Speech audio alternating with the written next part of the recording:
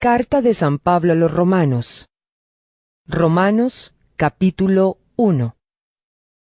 Los saluda Pablo, siervo de Cristo Jesús, llamado por Él para ser apóstol y apartado para anunciar el Evangelio de Dios. Por medio de sus profetas, Dios ya lo había prometido en las Santas Escrituras.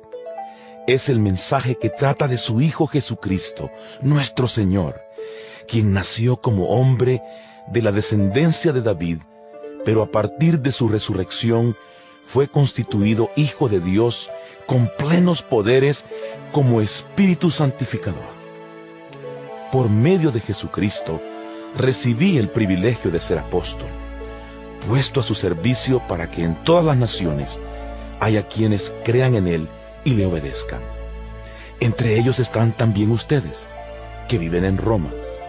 Dios los ama y los ha llamado a ser de Jesucristo y a formar parte del pueblo santo.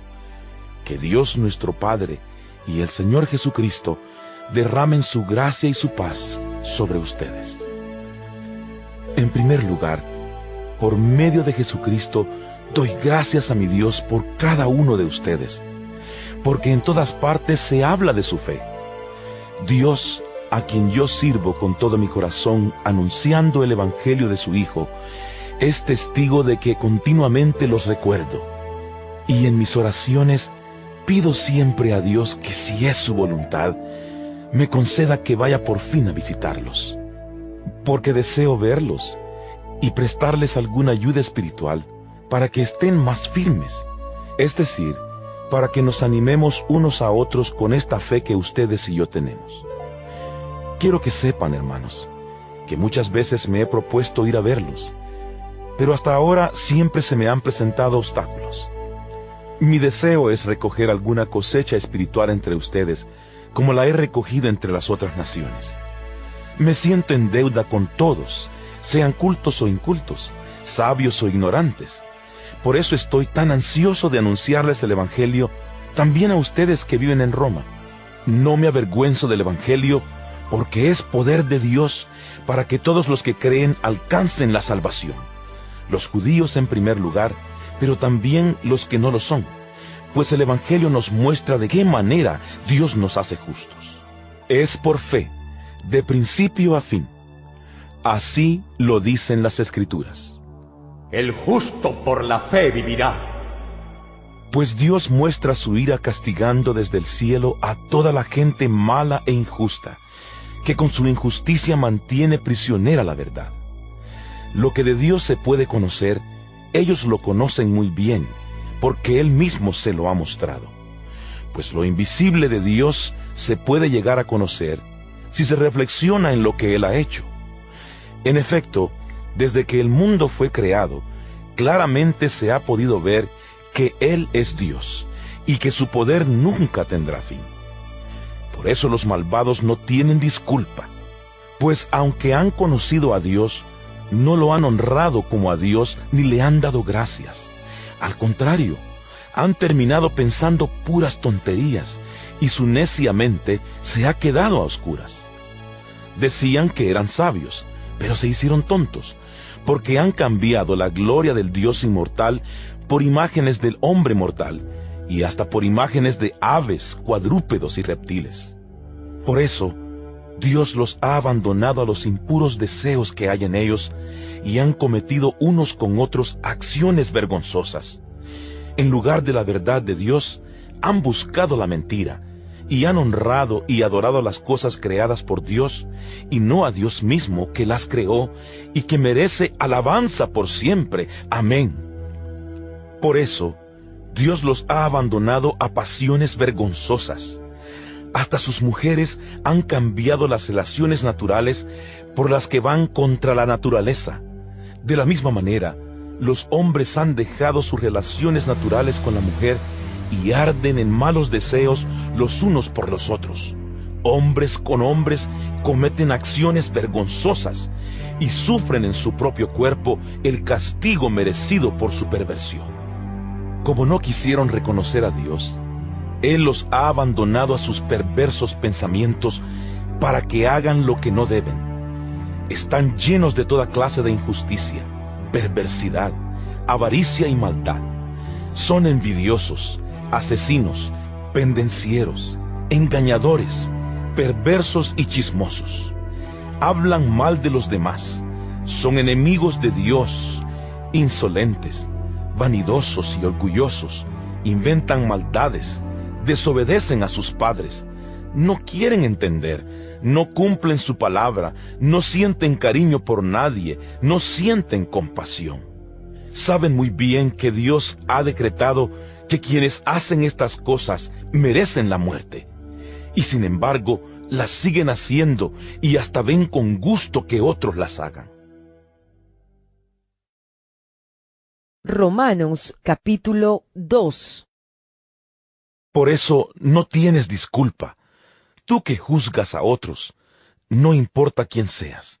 Al juzgar a otros, te condenas a ti mismo, pues haces precisamente lo mismo que hacen ellos. Pero sabemos que Dios juzga conforme a la verdad cuando condena a los que así se portan.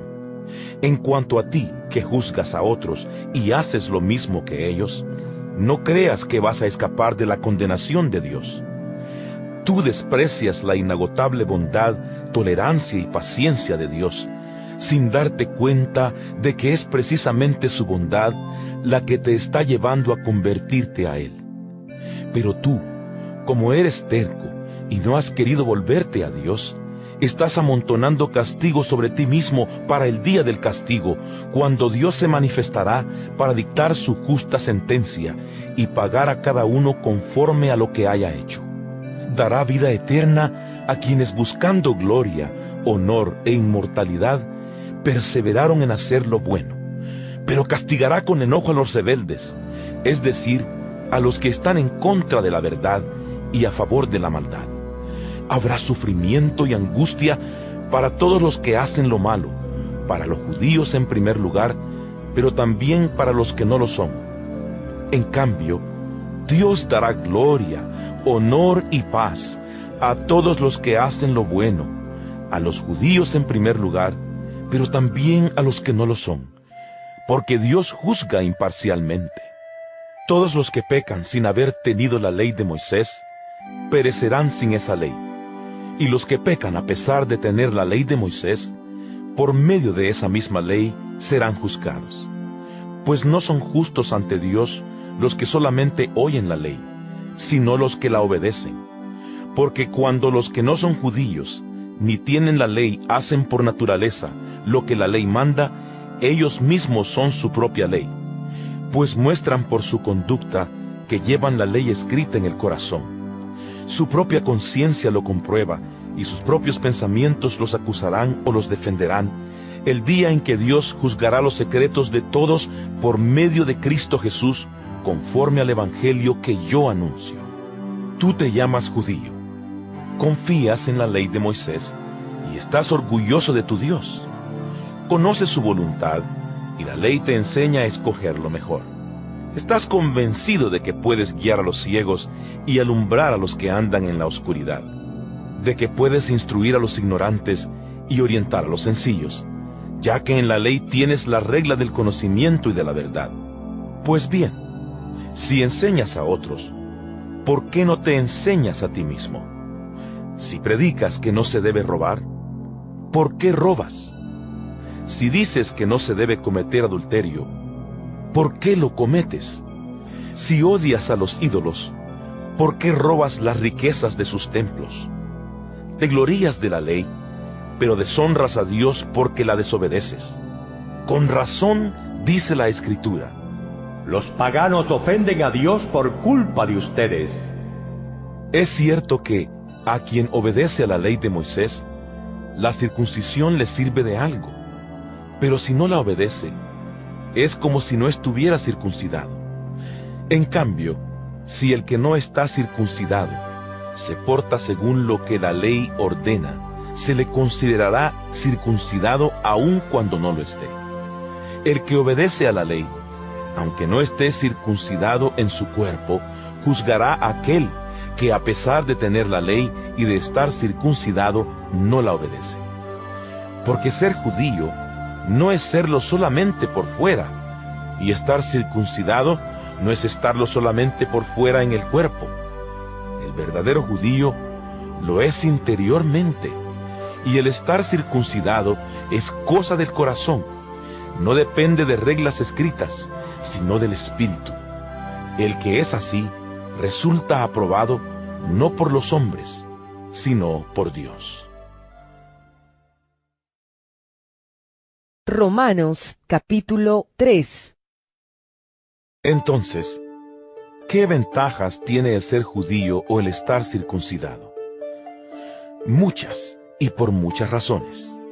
En primer lugar, Dios confió su mensaje a los judíos. ¿Qué pasa entonces?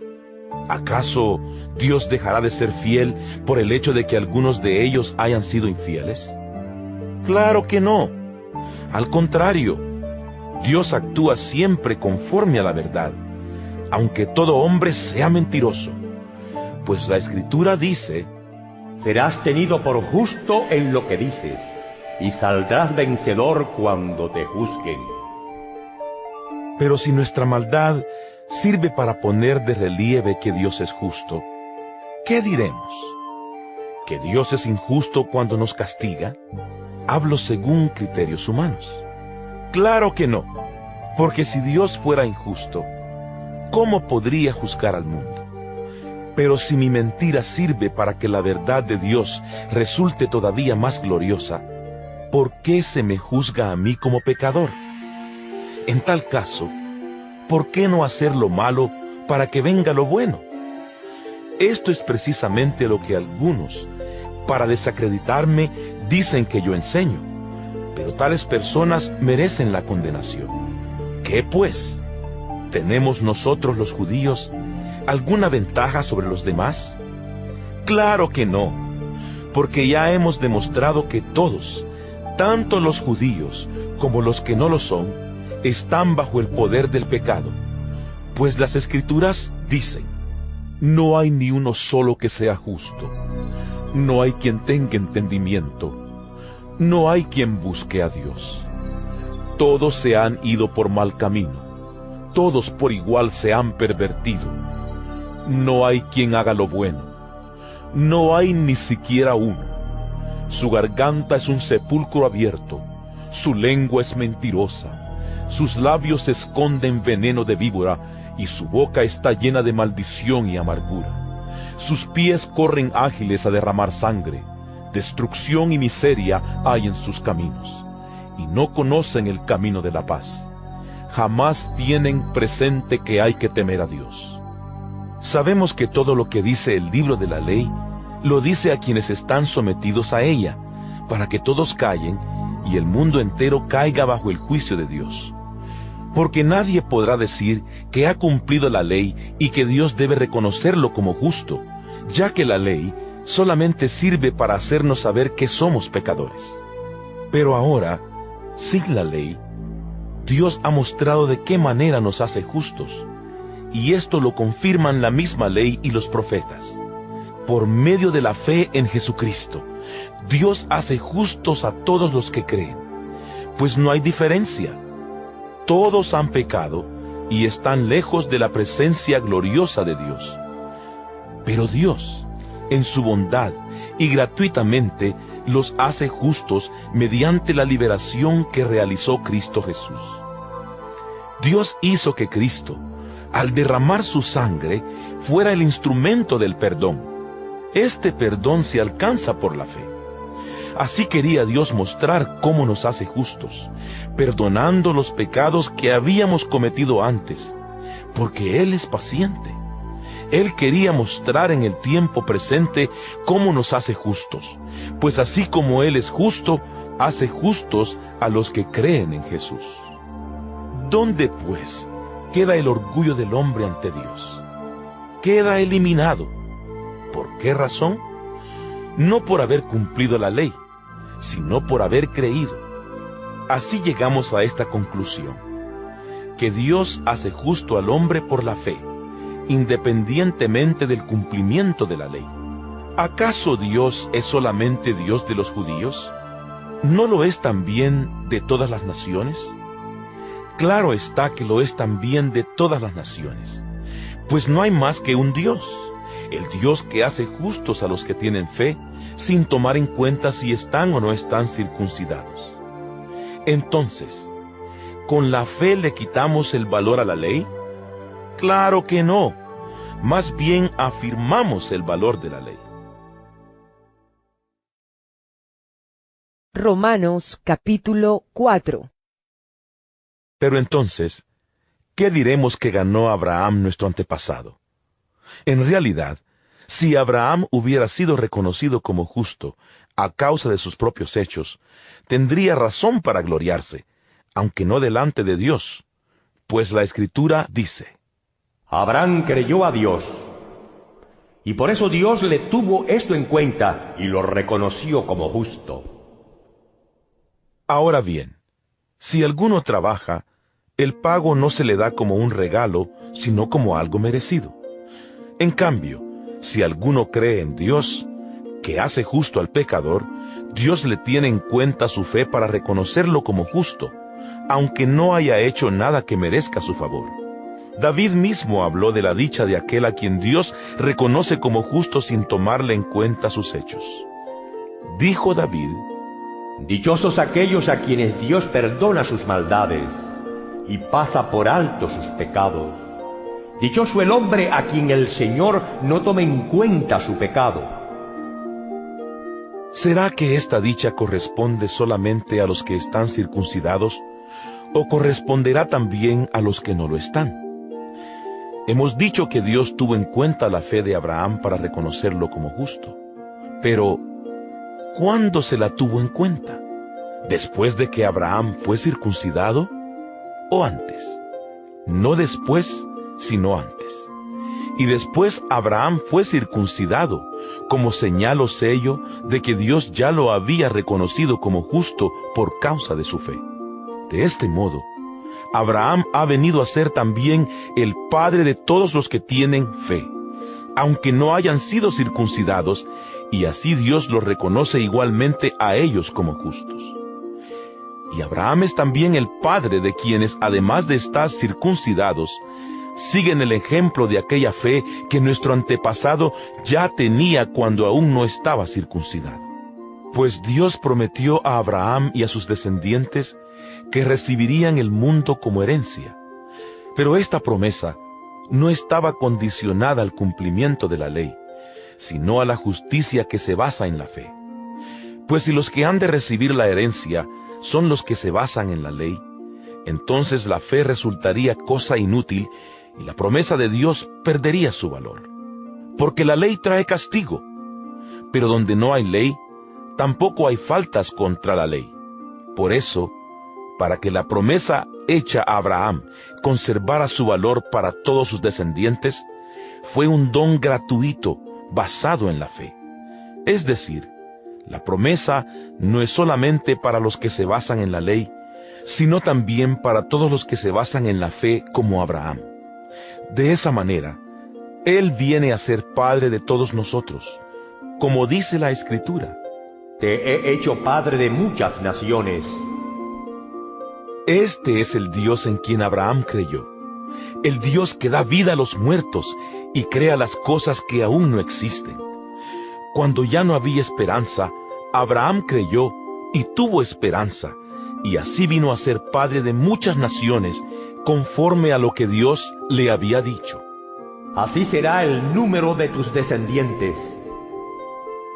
La fe de Abraham no se debilitó, aunque ya tenía casi 100 años de edad, y se daba cuenta de que tanto él como Sara ya estaban casi muertos y que eran demasiado viejos para tener hijos. No dudó ni desconfió de la promesa de Dios, sino que tuvo una fe más fuerte. Alabó a Dios, plenamente convencido de que Dios tiene poder para cumplir lo que promete.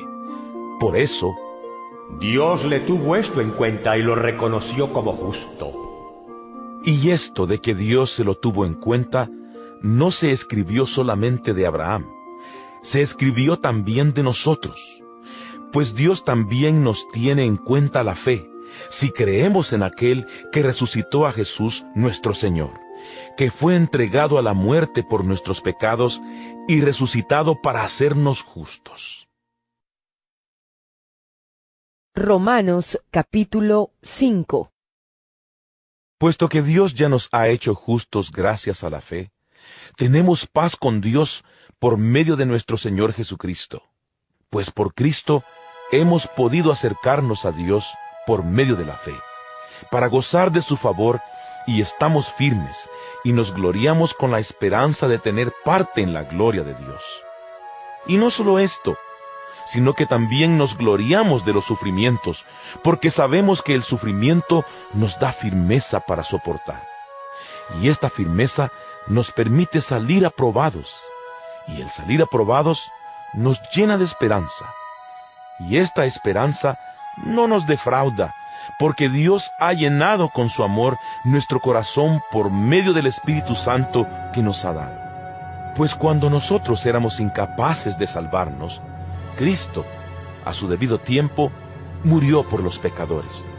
No es fácil que alguien se deje matar en lugar de otra persona, ni siquiera en lugar de una persona justa, aunque quizás alguien estaría dispuesto a morir por la persona que le haya hecho un gran bien. Pero Dios prueba que nos ama, en que cuando todavía éramos pecadores, Cristo murió por nosotros. Y ahora, después que Dios nos ha hecho justos mediante la muerte de Cristo, con mayor razón seremos salvados del castigo final por medio de Él.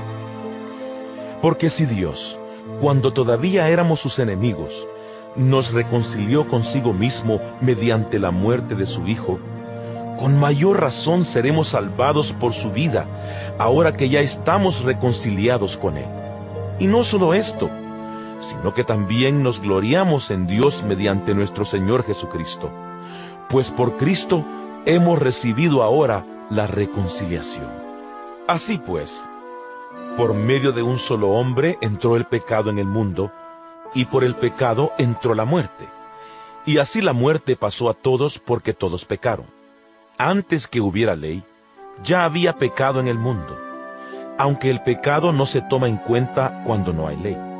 Sin embargo, desde el tiempo de Adán hasta el de Moisés, la muerte reinó sobre los que pecaron, aunque el pecado de estos no consistió en desobedecer un mandato como hizo Adán, el cual fue figura de aquel que había de venir. Pero el delito de Adán no puede compararse con el don que Dios nos ha dado, pues por el delito de un solo hombre, muchos murieron. Pero el don que Dios nos ha dado gratuitamente por medio de un solo hombre, Jesucristo, es mucho mayor y en bien de muchos. El pecado de un solo hombre no puede compararse con el don de Dios, pues por un solo pecado vino la condenación, pero el don de Dios, a partir de muchos pecados, hace justos a los hombres. Pues si la muerte reinó como resultado del delito de un solo hombre, con mayor razón aquellos a quienes Dios, en su gran bondad y gratuitamente hace justos, reinarán en la nueva vida mediante un solo hombre, Jesucristo. Y así como el delito de Adán puso bajo condenación a todos los hombres, así también el acto justo de Jesucristo hace justos a todos los hombres para que tengan vida. Es decir, que por la desobediencia de un solo hombre, muchos fueron hechos pecadores, pero de la misma manera, por la obediencia de un solo hombre, muchos serán hechos justos. La ley se añadió para que aumentara el pecado, pero cuando el pecado aumentó, Dios se mostró aún más bondadoso, y así como el pecado reinó trayendo la muerte, así también la bondad de Dios reinó haciéndonos justos y dándonos vida eterna mediante nuestro Señor Jesucristo. Romanos capítulo 6. ¿Qué diremos entonces? ¿Vamos a seguir pecando para que Dios se muestre aún más bondadoso? ¡Claro que no! Nosotros ya hemos muerto respecto al pecado. ¿Cómo pues podremos seguir viviendo en pecado? ¿No saben ustedes que al quedar unidos a Cristo Jesús en el bautismo, quedamos unidos a su muerte? Pues por el bautismo fuimos sepultados con Cristo, y morimos para ser resucitados y vivir una vida nueva, así como Cristo fue resucitado por el glorioso poder del Padre. Si nos hemos unido a Cristo en una muerte como la suya, también nos uniremos a Él en su resurrección. Sabemos que lo que antes éramos fue crucificado con Cristo, para que el poder de nuestra naturaleza pecadora quedara destruido y ya no siguiéramos siendo esclavos del pecado. Porque cuando uno muere, queda libre del pecado. Si nosotros hemos muerto con Cristo, confiamos en que también viviremos con Él. Sabemos que Cristo, habiendo resucitado, no volverá a morir. La muerte ya no tiene poder sobre Él, pues Cristo al morir, murió de una vez para siempre respecto al pecado, pero al vivir, vive para Dios. Así también ustedes considérense muertos respecto al pecado, pero vivos para Dios en unión con Cristo Jesús. Por lo tanto, no dejen ustedes que el pecado siga dominando en su cuerpo mortal y que los siga obligando a obedecer los deseos del cuerpo. No entreguen su cuerpo al pecado como instrumento para hacer lo malo.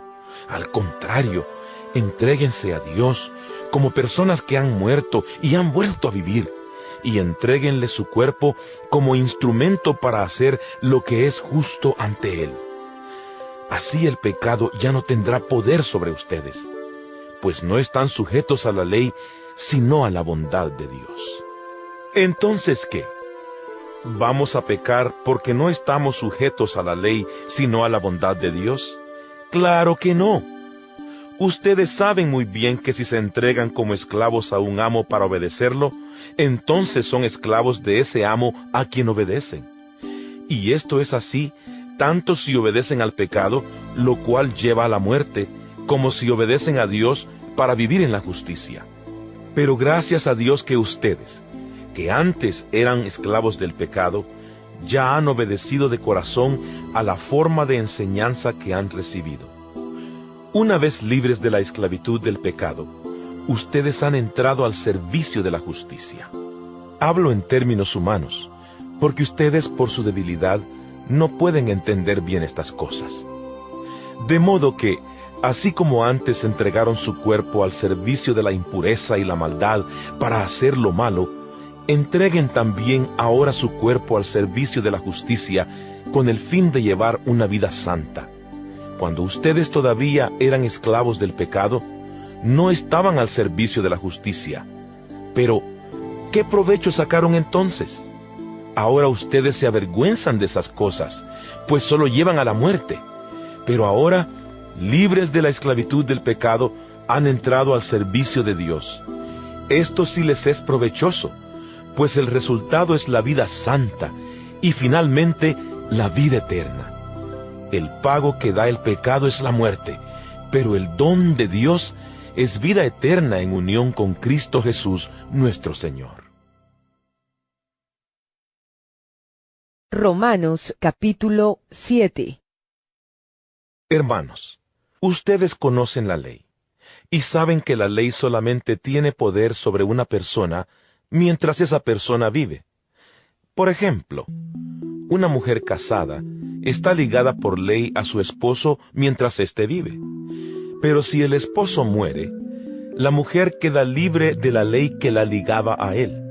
De modo que si ella se une a otro hombre mientras el esposo vive, comete adulterio. Pero si el esposo muere, ella queda libre de esa ley y puede unirse a otro hombre sin cometer adulterio. Así también ustedes, hermanos míos, al incorporarse a Cristo, han muerto con Él a la ley, para quedar unidos a otro, es decir, a aquel que después de morir resucitó. De este modo, podremos dar una cosecha agradable a Dios, porque cuando vivíamos como pecadores, la ley sirvió para despertar en nuestro cuerpo los malos deseos, y lo único que cosechamos fue la muerte. Pero ahora hemos muerto a la ley que nos tenía bajo su poder, quedando así libres para servir a Dios en la nueva vida del Espíritu, y no bajo una ley ya anticuada. ¿Vamos a decir por esto que la ley es pecado? Claro que no. Sin embargo, de no ser por la ley, yo no hubiera sabido lo que es el pecado. Jamás habría sabido lo que es codiciar si la ley no hubiera dicho: no codicies. Pero el pecado se aprovechó de esto, y valiéndose del propio mandamiento, despertó en mí toda clase de malos deseos. Pues mientras no hay ley, el pecado es cosa muerta. Hubo un tiempo en que sin la ley yo tenía vida, pero cuando vino el mandamiento, cobró vida el pecado y yo morí. Así resultó que aquel mandamiento que debía darme la vida, me llevó a la muerte, porque el pecado se aprovechó del mandamiento y me engañó, y con el mismo mandamiento me dio muerte. En resumen, la ley en sí misma es santa, y el mandamiento es santo, justo y bueno. Pero entonces, ¿esto que es bueno me llevó a la muerte? Claro que no. Lo que pasa es que el pecado, para demostrar que verdaderamente es pecado, me causó la muerte valiéndose de lo bueno. Y así, por medio del mandamiento, quedó demostrado lo terriblemente malo que es el pecado. Sabemos que la ley es espiritual, pero yo soy débil, vendido como esclavo al pecado. No entiendo el resultado de mis acciones, pues no hago lo que quiero, y en cambio aquello que odio es precisamente lo que hago. Pero si lo que hago es lo que no quiero hacer, reconozco con ello que la ley es buena. Así que ya no soy yo quien lo hace, sino el pecado que está en mí. Porque yo sé que en mí, es decir, en mi naturaleza débil, no reside el bien. Pues aunque tengo el deseo de hacer lo bueno, no soy capaz de hacerlo. No hago lo bueno que quiero hacer, sino lo malo que no quiero hacer. Ahora bien, si hago lo que no quiero hacer, ya no soy yo quien lo hace, sino el pecado que está en mí. Me doy cuenta de que aun queriendo hacer el bien, solamente encuentro el mal a mi alcance. En mi interior me gusta la ley de Dios, pero veo en mí algo que se opone a mi capacidad de razonar. Es la ley del pecado, que está en mí y que me tiene preso. Desdichado de mí. ¿Quién me librará del poder de la muerte que está en mi cuerpo? Solamente Dios, a quien doy gracias por medio de nuestro Señor Jesucristo. En conclusión, yo entiendo que debo someterme a la ley de Dios, pero en mi debilidad estoy sometido a la ley del pecado. Romanos capítulo 8. Así pues, ahora ya no hay ninguna condenación para los que están unidos a Cristo Jesús. Porque la ley del Espíritu que da vida en Cristo Jesús te liberó de la ley del pecado y de la muerte. Porque Dios ha hecho lo que la ley de Moisés no pudo hacer, pues no era capaz de hacerlo debido a la debilidad humana. Dios envió a su propio Hijo en condición débil, como la del hombre pecador y como sacrificio por el pecado, para de esta manera condenar al pecado en esa misma condición débil. Lo hizo para que nosotros podamos cumplir con las justas exigencias de la ley, pues ya no vivimos según las inclinaciones de la naturaleza débil, sino según el Espíritu. Los que viven según las inclinaciones de la naturaleza débil solo se preocupan por seguirlas, pero los que viven conforme al Espíritu se preocupan por las cosas del Espíritu. Y preocuparse por seguir las inclinaciones de la naturaleza débil lleva a la muerte, pero preocuparse por las cosas del Espíritu lleva a la vida y a la paz. Los que se preocupan por seguir las inclinaciones de la naturaleza débil son enemigos de Dios, porque ni quieren ni pueden someterse a su ley. Por eso, los que viven según las inclinaciones de la naturaleza débil no pueden agradar a Dios. Pero ustedes ya no viven según esas inclinaciones, sino según el Espíritu, puesto que el Espíritu de Dios vive en ustedes. El que no tiene el Espíritu de Cristo no es de Cristo. Pero si Cristo vive en ustedes, el Espíritu vive porque Dios los ha hecho justos, aun cuando el cuerpo esté destinado a la muerte por causa del pecado. Y si el Espíritu de aquel que resucitó a Jesús vive en ustedes, el mismo que resucitó a Cristo dará nueva vida a sus cuerpos mortales por medio del Espíritu de Dios que vive en ustedes. Así pues, hermanos, tenemos una obligación, pero no es la de vivir según las inclinaciones de la naturaleza débil, porque si viven ustedes conforme a tales inclinaciones, morirán. Pero si por medio del Espíritu hacen ustedes morir esas inclinaciones, vivirán. Todos los que son guiados por el Espíritu de Dios son hijos de Dios. Pues ustedes no han recibido un espíritu de esclavitud que los lleve otra vez a tener miedo, sino el Espíritu que los hace hijos de Dios. Por este Espíritu nos dirigimos a Dios diciendo, Abba, Padre. Y este mismo Espíritu se une a nuestro espíritu para dar testimonio de que ya somos hijos de Dios. Y puesto que somos sus hijos, también tendremos parte en la herencia que Dios nos ha prometido, la cual compartiremos con Cristo, puesto que sufrimos con Él para estar también con Él en su gloria. Considero que los sufrimientos del tiempo presente no son nada si los comparamos con la gloria que habremos de ver después.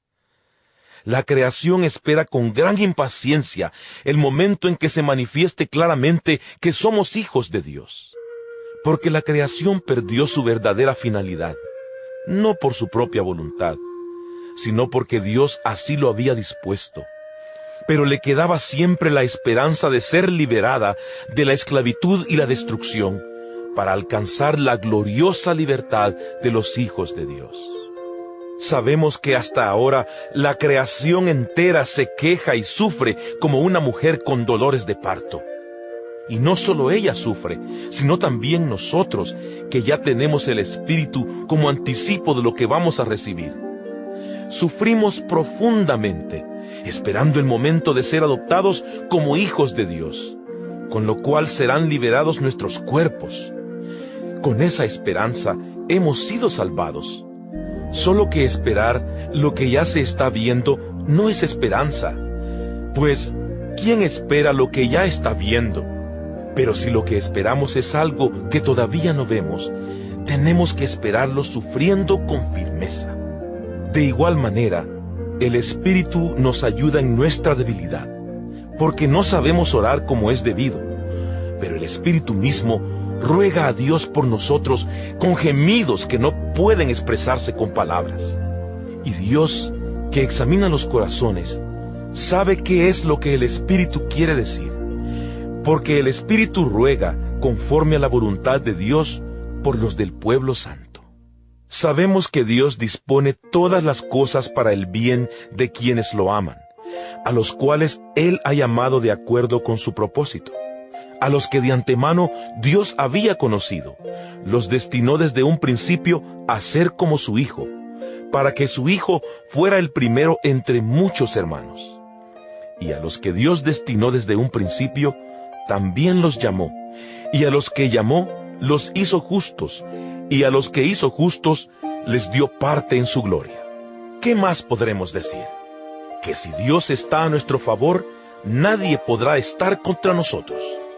Si Dios no nos negó ni a su propio Hijo, sino que lo entregó a la muerte por todos nosotros, ¿cómo no habrá de darnos también junto con su Hijo todas las cosas? ¿Quién podrá acusar a los que Dios ha escogido? Dios es quien los hace justos. ¿Quién podrá condenarlos? Cristo Jesús es quien murió, todavía más, quien resucitó y está a la derecha de Dios rogando por nosotros. ¿Quién nos podrá separar del amor de Cristo? ¿El sufrimiento o las dificultades? ¿O la persecución? ¿O el hambre?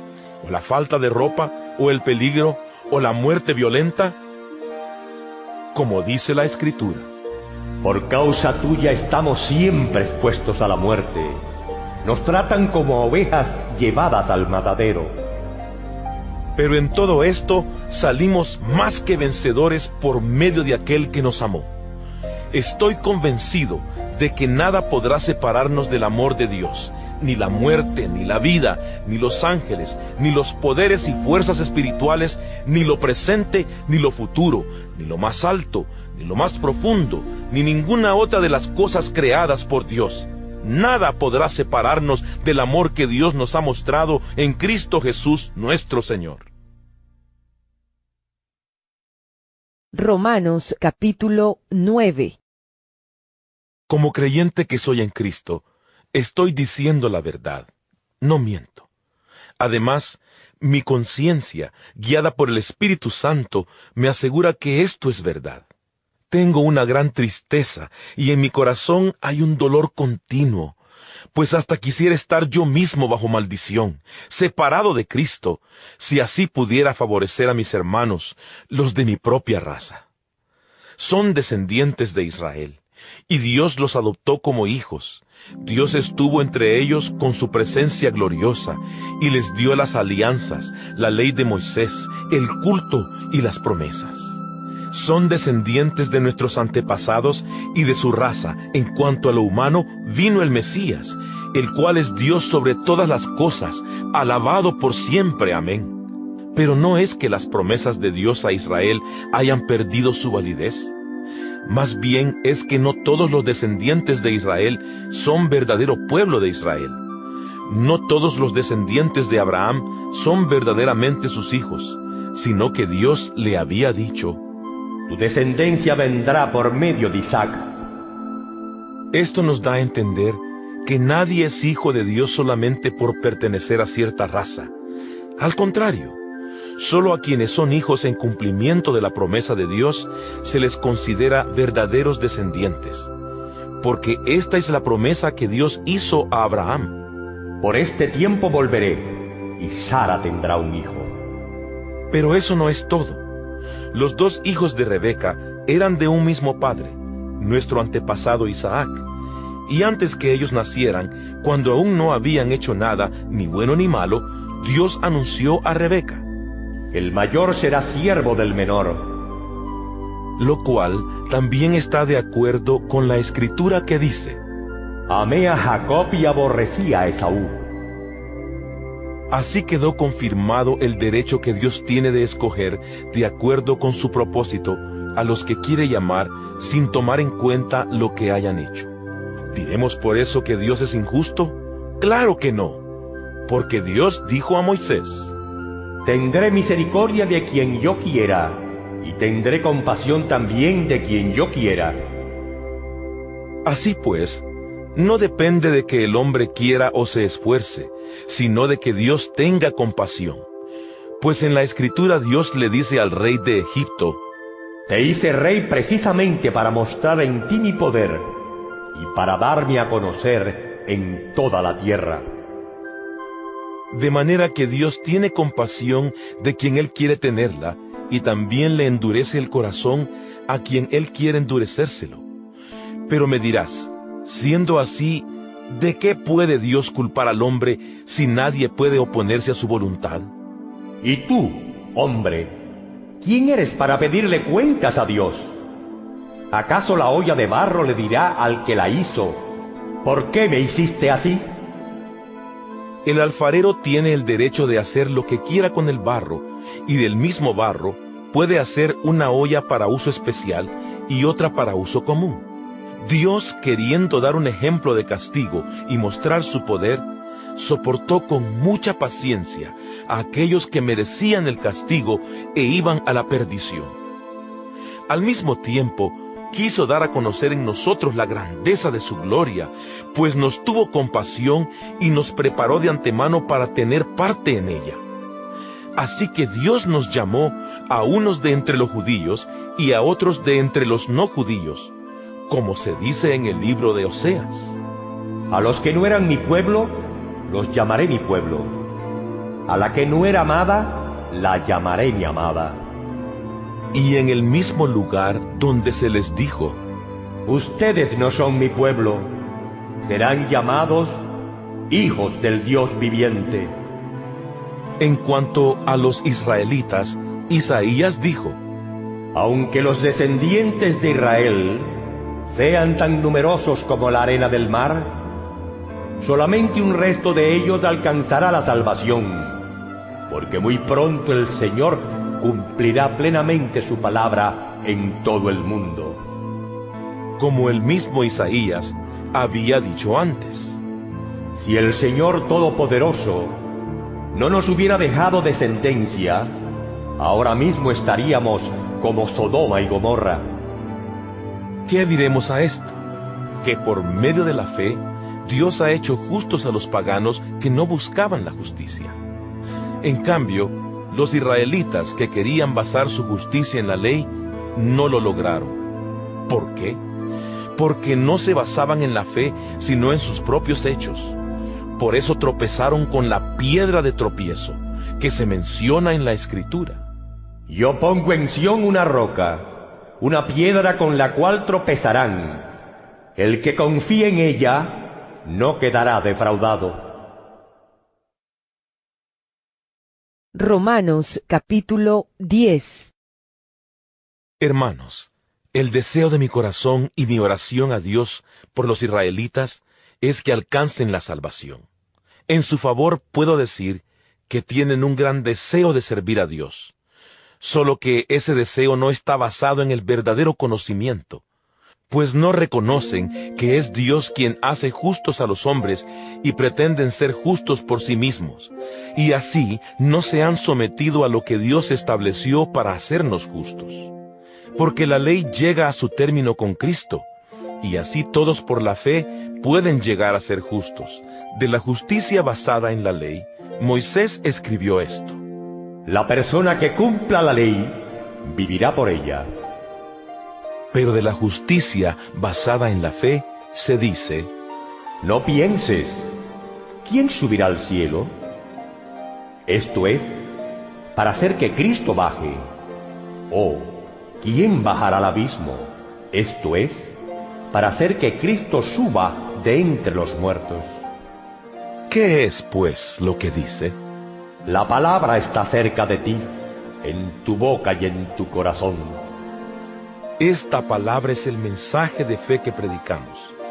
Si con tu boca reconoces a Jesús como Señor, y con tu corazón crees que Dios lo resucitó, alcanzarás la salvación. Pues con el corazón se cree para alcanzar la justicia, y con la boca se reconoce a Jesucristo para alcanzar la salvación. La Escritura dice: el que confíe en Él no quedará defraudado. No hay diferencia entre los judíos y los no judíos, pues el mismo Señor es Señor de todos, y da con abundancia a todos los que lo invocan. Porque esto es lo que dice: todos los que invoquen el nombre del Señor alcanzarán la salvación. Pero, ¿cómo van a invocarlo si no han creído en Él? ¿Y cómo van a creer en Él si no han oído hablar de Él? ¿Y cómo van a oír si no hay quien les anuncie el mensaje? ¿Y cómo van a anunciar el mensaje si no son enviados? Como dice la Escritura: qué hermosa es la llegada de los que traen buenas noticias. Pero no todos han aceptado el Evangelio. Es como dice Isaías: Señor, ¿quién ha creído al oír nuestro mensaje? Así pues, la fe nace al oír el mensaje, y el mensaje viene de la palabra de Cristo. Pero yo pregunto, ¿será tal vez que no oyeron el mensaje? Claro que lo oyeron, porque la Escritura dice: la voz de ellos salió por toda la tierra, y hasta los últimos rincones del mundo llegaron sus palabras. Y vuelvo a preguntar, ¿será que los de Israel no se han dado cuenta? En primer lugar, Moisés dice: yo los pondré a ustedes celosos. De un pueblo que no es pueblo, los haré enojar contra un pueblo que no quiere entender. Luego, Isaías se atreve a decir: los que no me buscaban me encontraron, y me mostré a los que no preguntaban por mí. Y al hablar de los israelitas, Isaías dice: todo el día extendí mis manos a un pueblo desobediente y rebelde. Romanos capítulo 11. Ahora pregunto, ¿será que Dios ha rechazado a su pueblo? Claro que no. Yo mismo soy israelita, descendiente de Abraham y de la tribu de Benjamín. Desde el principio, Dios había reconocido a los israelitas como su pueblo, y ahora no los ha rechazado. ¿No saben ustedes que la Escritura dice en la historia del profeta Elías que éste en su oración a Dios acusó al pueblo de Israel? Dijo: Señor, han matado a tus profetas y han destruido tus altares. Solo yo he quedado con vida, y a mí también me quieren matar. Pero Dios le contestó: He apartado para mí 7,000 hombres que no se han arrodillado ante el dios Baal. Pues de la misma manera, ha quedado ahora un pequeño resto, que Dios en su bondad ha escogido. Y si es por la bondad de Dios, ya no es por los hechos, porque si así fuera, la bondad de Dios ya no sería bondad. Entonces, ¿qué? Los israelitas no consiguieron lo que buscaban, pero los que Dios escogió sí lo consiguieron. Los otros fueron endurecidos, como dice la Escritura. Dios los hizo espiritualmente insensibles, y así son hasta el día de hoy. Les dio ojos que no ven y oídos que no oyen. También dice David: Que sus banquetes se les vuelvan trampas y redes, para que tropiecen y sean castigados. Que sus ojos se queden ciegos y no vean, que su espalda se les doble para siempre. Ahora pregunto, ¿será que los judíos al tropezar cayeron por completo? De ninguna manera. Al contrario, al desobedecer los judíos, los otros han podido alcanzar la salvación para que los israelitas se pongan celosos.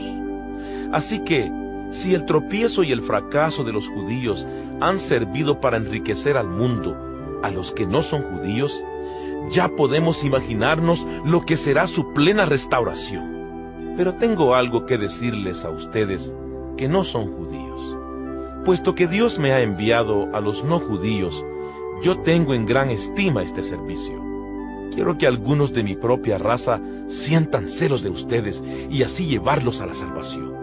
Pues si el rechazo de los judíos ha traído al mundo la reconciliación con Dios, ¿qué no traerá el que sean aceptados? Nada menos que vida para los que estaban muertos. Pues si el primer pan que se hace de la masa está consagrado a Dios, también lo está la masa entera. Y si la raíz del árbol está consagrada a Dios, también lo están las ramas. Al olivo, que son los judíos, se le cortaron algunas de las ramas, y en su lugar se le injertó el olivo silvestre, que eres tú. Así llegaste a tener parte en la misma raíz y en la misma vida del olivo. Pero no te gloríes despreciando las ramas naturales. Si lo haces, recuerda que no eres tú quien sostiene la raíz, sino que la raíz te sostiene a ti. Tal vez dirás: sí, pero se cortaron unas ramas para injertarme a mí en el olivo. Bien, pero fueron cortadas porque no tenían fe, y tú estás ahí únicamente porque tienes fe. Así que no te jactes, sino más bien siente temor, porque si Dios no perdonó a las ramas naturales, tampoco a ti te perdonará. Mira pues qué bueno es Dios, aunque también qué estricto. Ha sido estricto con los que cayeron, y ha sido bueno contigo. Pero tienes que vivir siempre de acuerdo con su bondad, pues de lo contrario, también tú serás cortado. Por otra parte, si los judíos abandonan su incredulidad, serán injertados de nuevo, pues Dios tiene poder para volver a injertarlos. Porque si tú, que por naturaleza eras un olivo silvestre, fuiste cortado e injertado contra lo natural en el olivo bueno, ¿cuánto más los judíos, que son ramas naturales del olivo bueno, serán injertados nuevamente en su propio olivo? Hermanos, quiero que sepan este designio secreto de Dios, para que no presuman de sabios. Los israelitas se han endurecido en parte, pero solo hasta que hayan entrado todos los que no son de Israel. Cuando esto suceda, todo Israel alcanzará la salvación, pues la Escritura dice: El libertador vendrá de Sión, y apartará de Jacob la maldad, y esta será mi alianza con ellos cuando yo quite sus pecados. En cuanto al Evangelio, los judíos son tenidos por enemigos de Dios a fin de darles oportunidad a ustedes.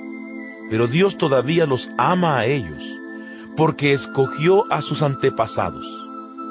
Pues lo que Dios da, no lo quita, ni retira tampoco su llamamiento. En tiempos pasados, ustedes desobedecieron a Dios, pero ahora que los judíos han desobedecido, Dios tiene compasión de ustedes. De la misma manera, ellos han desobedecido ahora, pero solamente para que Dios tenga compasión de ustedes y para que también ahora tenga compasión de ellos. Porque Dios sujetó a todos por igual a la desobediencia, con el fin de tener compasión de todos por igual. Qué profundas son las riquezas de Dios y su sabiduría y entendimiento. Nadie puede explicar sus decisiones, ni llegar a comprender sus caminos. Pues, ¿quién conoce la mente del Señor? ¿Quién podrá darle consejos? ¿Quién le ha dado algo antes para que Él tenga que devolvérselo?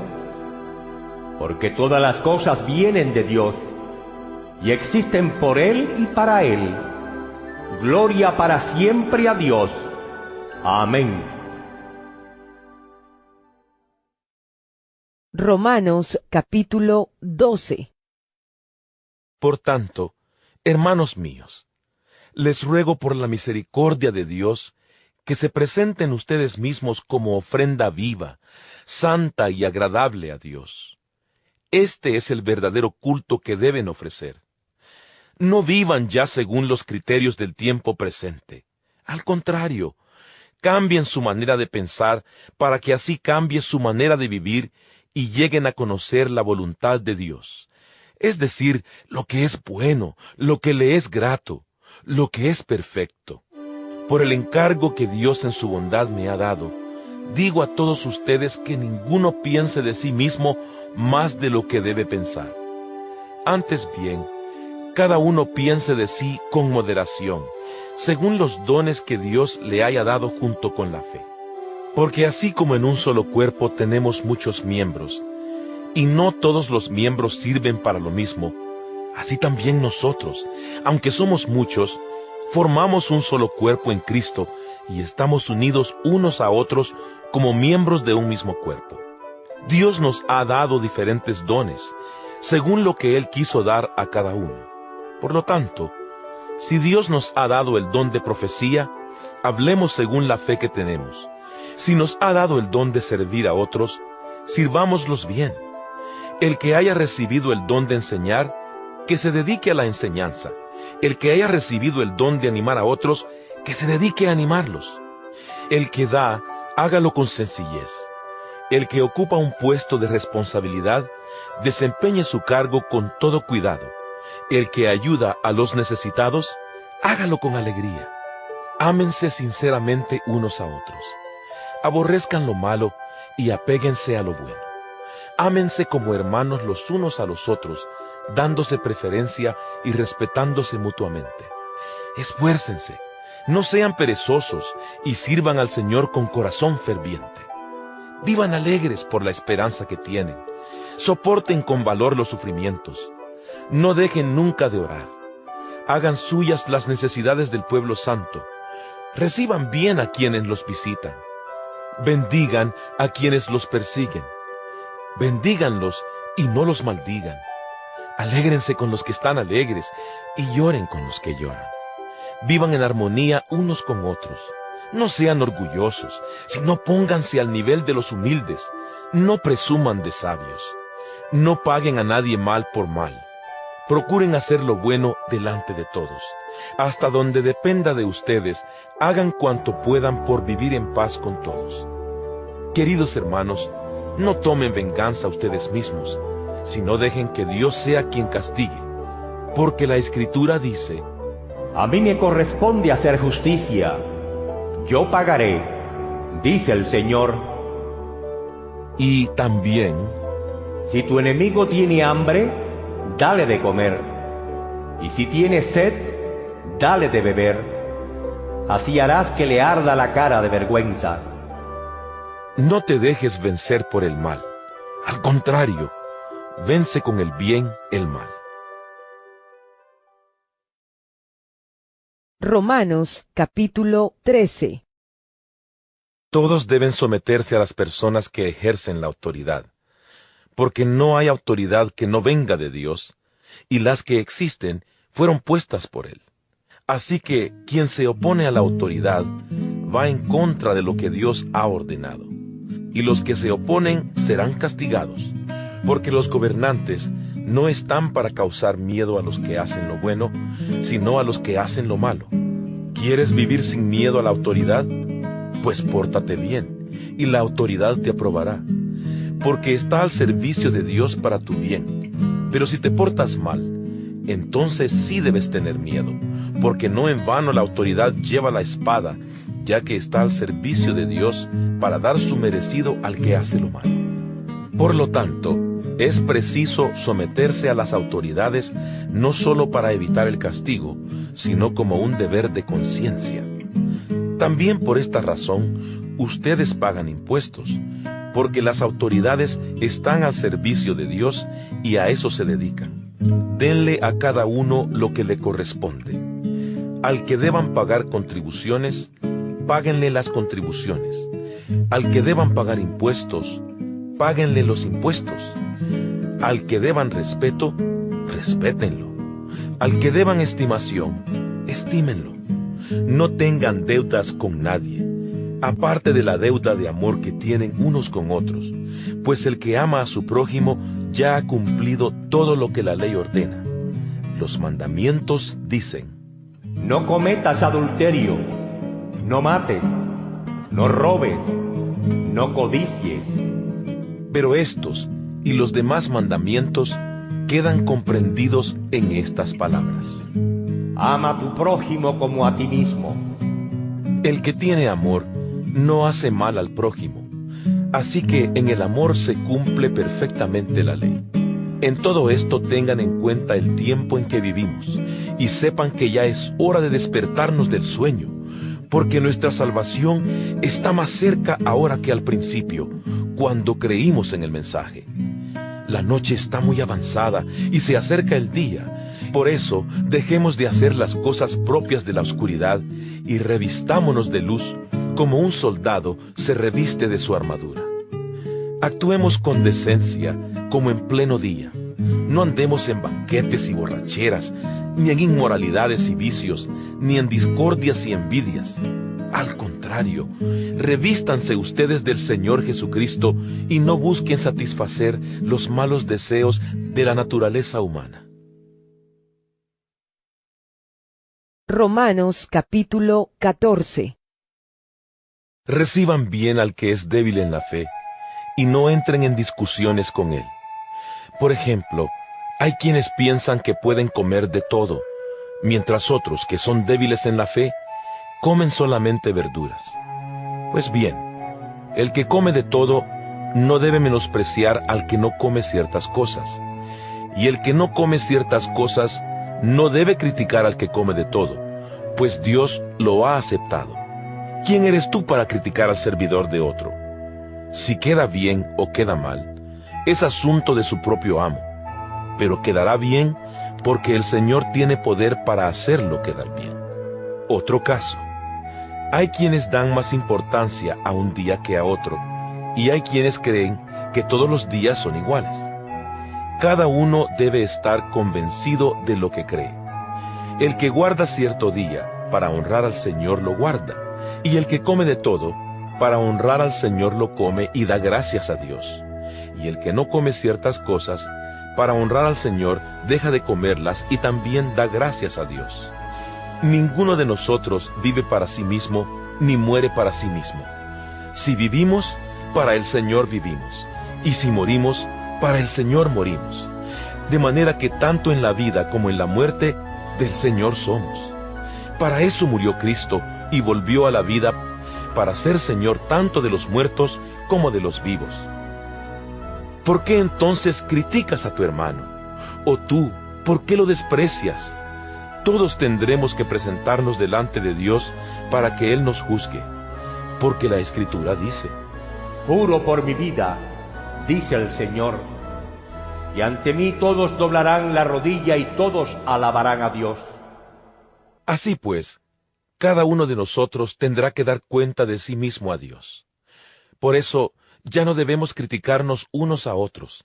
Al contrario, propónganse ustedes no hacer nada que sea causa de que su hermano tropiece o que ponga en peligro su fe. Yo sé que no hay nada impuro en sí mismo. Como creyente en el Señor Jesús, estoy seguro de ello. Pero si alguno piensa que una cosa es impura, será impura para él. Ahora bien, si por lo que tú comes tu hermano se siente ofendido, tu conducta ya no es de amor. Que tu comida no sea causa de que se pierda aquel por quien Cristo murió. No den pues lugar a que se hable mal de ese bien que ustedes tienen, porque el reino de Dios no es cuestión de comer o beber determinadas cosas, sino de vivir en justicia, paz y alegría por medio del Espíritu Santo. El que de esta manera sirve a Cristo agrada a Dios, y es aprobado por los hombres. Por lo tanto, busquemos todo lo que conduce a la paz y a la edificación mutua. No eches a perder la obra de Dios por causa de la comida.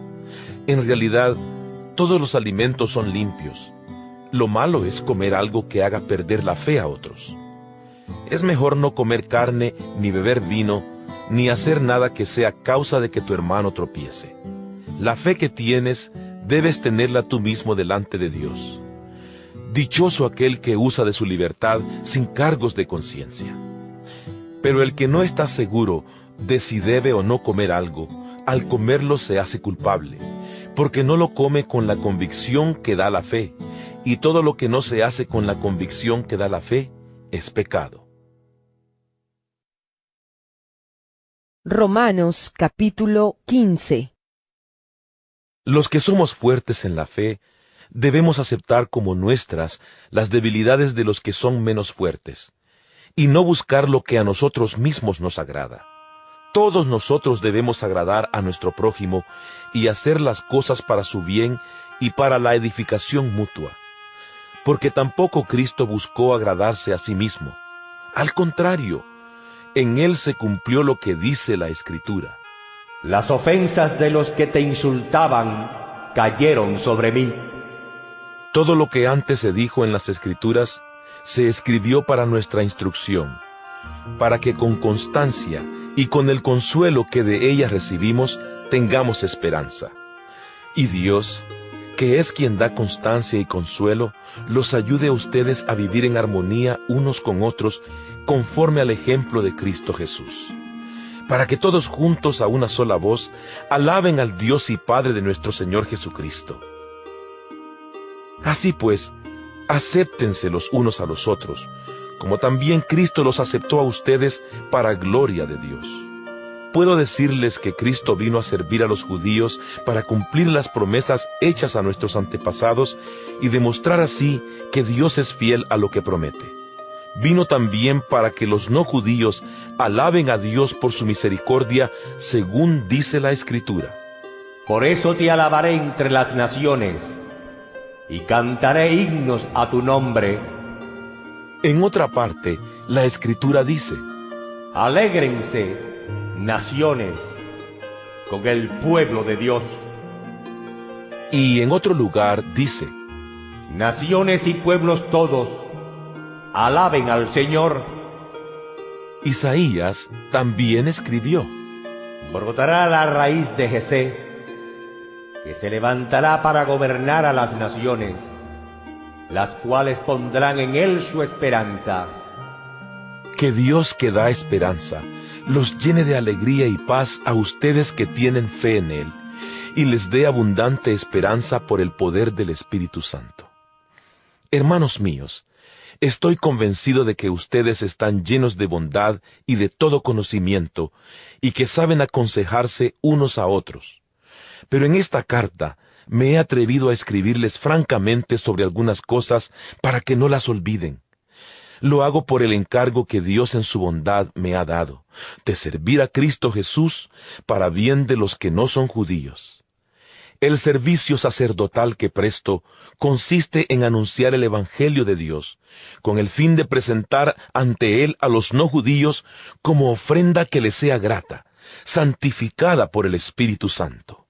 Tengo razón para gloriarme en Cristo Jesús de mi servicio a Dios, porque no me atrevo a hablar de nada, aparte de lo que Cristo mismo ha hecho por medio de mí para llevar a los no judíos a obedecer a Dios. Esto se ha realizado con palabras y hechos, por el poder de señales y milagros y por el poder del Espíritu de Dios. De esta manera he llevado a buen término el anuncio del Evangelio de Cristo, desde Jerusalén y por todas partes hasta la región de Iliria. Pero siempre he procurado anunciar el Evangelio donde nunca antes se había oído hablar de Cristo, para no construir sobre bases puestas por otros, sino más bien, como dice la Escritura: verán los que nunca habían tenido noticias de Él, entenderán los que nunca habían oído de Él. Precisamente por esto no he podido ir a verlos, aunque muchas veces me lo había propuesto. Pero ahora que ya he terminado mi trabajo en estas regiones, y como desde hace muchos años estoy queriendo visitarlos, espero que podré hacerlo durante mi viaje a España. Y una vez que haya tenido el gusto de verlos, aunque sea por poco tiempo, espero que ustedes me ayuden a continuar el viaje. Pero ahora voy a Jerusalén, a llevar ayuda a los hermanos de allí, porque los de Macedonia y Acaya decidieron voluntariamente hacer una colecta y mandarla a los hermanos pobres de Jerusalén. Lo decidieron voluntariamente, aunque en realidad estaban en la obligación de hacerlo, porque así como los creyentes judíos compartieron sus bienes espirituales con los no judíos, estos a su vez deben ayudar con sus bienes materiales a los creyentes judíos. Así que cuando yo haya terminado este asunto y les haya entregado a ellos la colecta, saldré para España y de paso los visitaré a ustedes. Estoy seguro de que cuando yo vaya, nos enriqueceremos todos con las bendiciones de Cristo. Hermanos, por nuestro Señor Jesucristo y por el amor que el Espíritu nos da, les ruego que se unan conmigo en la lucha, orando a Dios por mí. Pidan a Dios que me libre de los incrédulos que hay en Judea y que la ayuda que llevo a los hermanos de Jerusalén sea bien recibida, para que, si Dios quiere, llegue yo con alegría a verlos a ustedes y tenga descanso al visitarlos. Que el Dios de paz esté con todos ustedes. Amén. Romanos capítulo 16. Les recomiendo a nuestra hermana Febe, diaconisa en la iglesia de Cencreas. Recíbanla bien en el nombre del Señor, como se debe hacer entre los hermanos en la fe, y ayúdenla en todo lo que necesite, porque ha ayudado a muchos y también a mí mismo. Saluden a Prisca y a Aquila, mis compañeros de trabajo en el servicio de Cristo Jesús. A ellos que pusieron en peligro su propia vida por salvar la mía. No solo yo les doy las gracias, sino también todos los hermanos de las iglesias no judías. Saluden igualmente a la iglesia que se reúne en casa de Prisca y Aquila. Saluden a mi querido amigo Epeneto, que en la provincia de Asia fue el primer creyente en Cristo. Saluden a María, que tanto ha trabajado por ustedes. Saluden a mis paisanos Andrónico y Junias, que fueron mis compañeros de cárcel. Se han distinguido entre los apóstoles y se hicieron creyentes en Cristo antes que yo. Saluden a Ampliato, mi querido amigo en el Señor. Saluden a Urbano, nuestro compañero de trabajo en Cristo, y a mi querido Estaquis. Saluden a Apeles, que ha dado tantas pruebas de su fe en Cristo, y también a los de la familia de Aristóbulo. Saluden a mi paisano Herodión y a los de la familia de Narciso que creen en el Señor.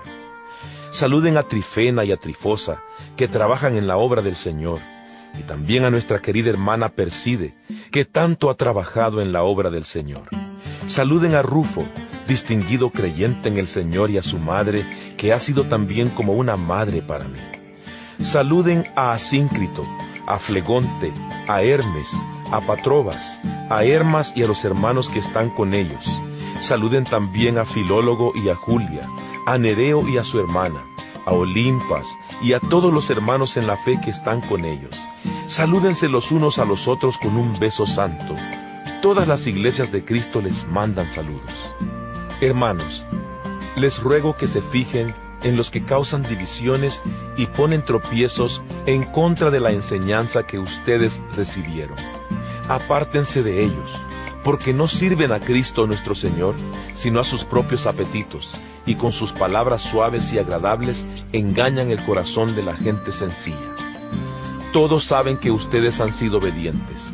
Me alegro de su actitud y quiero que muestren sabiduría para hacer lo bueno, pero no para hacer lo malo. Así el Dios de paz aplastará pronto a Satanás bajo los pies de ustedes. Que nuestro Señor Jesús les dé de su gracia. Les manda saludos Timoteo, mi compañero de trabajo, y también Lucio, Jasón y Sosipatro, mis paisanos. Yo, Tercio, que estoy escribiendo esta carta, también les mando saludos en el Señor. Los saluda Gayo. Estoy alojado en su casa, que él pone a disposición de toda la iglesia. También los saluda Erasto, tesorero de la ciudad, y el hermano Cuarto. Alabemos a Dios, que puede hacerlos a ustedes firmes conforme al evangelio que yo anuncio, y la enseñanza acerca de Jesucristo. Esto está de acuerdo con lo que Dios ha revelado de su designio secreto, el cual estuvo oculto desde antes que el mundo existiera, pero ahora se ha dado a conocer por los escritos de los profetas, de acuerdo con el mandato del Dios eterno. Este secreto del plan de Dios se ha dado a conocer a todas las naciones para que crean y obedezcan. A Dios, el único y sabio, sea la gloria para siempre por medio de Jesucristo. Amén.